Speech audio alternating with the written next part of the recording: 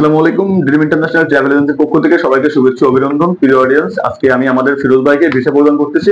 তো চলে যাবো ফিরোজ ভাইয়ের কাছে। আসসালামু আলাইকুম ফিরোজ ভাই। ওয়ালাইকুম আসসালাম ভাই। ভালো আছেন? আলহামদুলিল্লাহ। ভাবি ভালো আছেন? আপনার বাসা কোথায়? আমার বাসা সাভার সিএমবি। ঢাকা সাভার।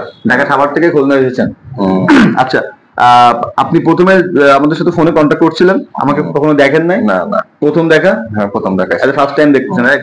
তো এখানে কি কাজ লেখা আছে, কি কোম্পানি, মানে প্রথম যেরকমটা কমিটমেন্ট আমি বা আমরা করছিলাম সেম কমিটমেন্ট আমরা রাখতে পারছি কিনা? হ্যাঁ হ্যাঁ। অনেক সময় দেখা যায় এজেন্সি বাটপারি করে, এক কাজের কথা বলে আরেক কাজের ভিসা দিয়ে দেয়। তো ওরকম কিছু হয়েছে কিনা? না। আপনাকে অফিস ক্লিয়ারের কথা বলছিলাম, সেই same visa same type visa দিতে পেরেছি কিনা? হ্যাঁ সব ঠিকঠাক আছে তো? হ্যাঁ ঠিক আছে। আর ফিরোজ ভাই ভিসা, এটা হচ্ছে ফিরোজ ভাই ম্যানপাওয়ার। ফিরোজ ভাই ম্যানপাওয়ার হয়ে গেছে, আজকেই হয়েছে। আচ্ছা, ম্যানপাওয়ার নিয়ে একটু কথা না বললেই নয়। প্রিয় অডিয়েন্স, আপনারা জানেন সারা বাংলাদেশ ব্যাপী বিএমইটি ক্লিয়ারেন্স নিয়ে একটা ঝামেলা কিন্তু চলতেছে। তো তারপরেও কিছু কিছু ম্যানপাওয়ার আমরা সিস্টেম করে করাচ্ছি, বিকজ অফ কিছু কোম্পানি খুব আর্জেন্ট ফ্লাইট চাচ্ছে। যেমন ভাইকে কোম্পানি খুব দ্রুত ফ্লাইট দেওয়ার কথা বলতেছে, এই জন্য আমরা লেট করাতে পারতেছি না। এই জন্য কারোরটা হোক বা না হোক, কিছু কিছু স্পেসিফিক কিছু কিছু ভিসা আমরা খুব ইমার্জেন্সি বেশি টাকা দিয়ে হোক বা যে কোনো মূল্যে আমরা ম্যানপাওয়ার কিন্তু করাচ্ছি। তো যাই হোক, ম্যানপাওয়ার কিন্তু বন্ধ না, অনেক এজেন্সি বলতেছে ম্যানপাওয়ার বন্ধ না, খুব সীমিত আকারে হচ্ছে। তো নেন ফিরোজ ভাই। তো ফিরোজ ভাই, এখন আমাদেরকে একটু বলবেন, আপনি ঢাকা থেকে খুলনা বা আমাকে আমার ভিডিও দেখে কেন ট্রাস্ট করলেন, কিভাবে আসলেন আপনি? আপনার ভিডিও দেখে আমার ভালো লাগছে, কথাবার্তা অনেক ভালো লাগছে, তাই আমি পরে ফোনের মাধ্যমে যোগাযোগ করছি। যোগাযোগ করার পরে দেখলাম যে নাম কথা বললেন। পরে আমি আমার ওয়াইফের বললাম, পরে ওয়াইফও কথা বললো।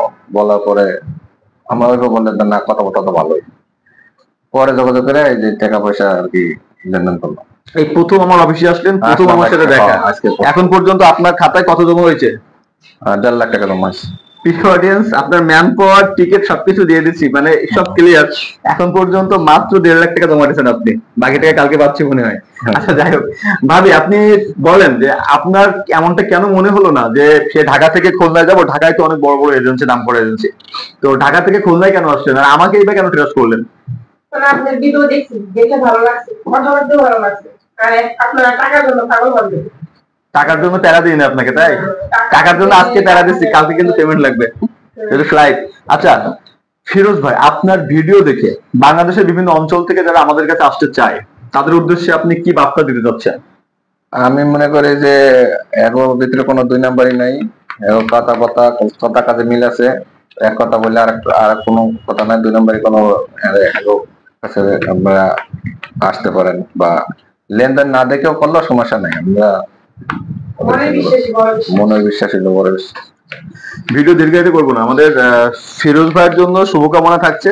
ফিরোজ ভাই অনেক স্বপ্ন নিয়ে প্রবাসে যাচ্ছে, আর ফাইনালি মানে মানে আমরাও খুব গর্ববোধ অনুভব করছি, কারণ আপনার বিশ্বাসের মূল্য আমরা রাখতে পেরেছি।